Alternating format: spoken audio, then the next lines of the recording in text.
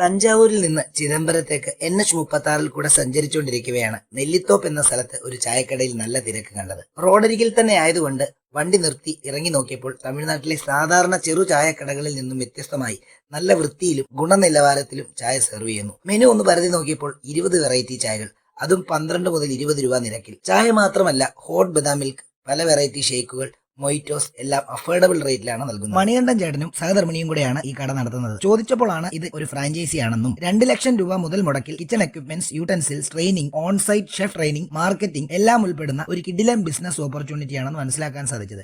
ഏറ്റവും അത്ഭുതമായി തോന്നിയത് ഈ ഫ്രാഞ്ചൈസി റോയൽറ്റി ഫ്രീ ആണെന്നുള്ളതാണ്.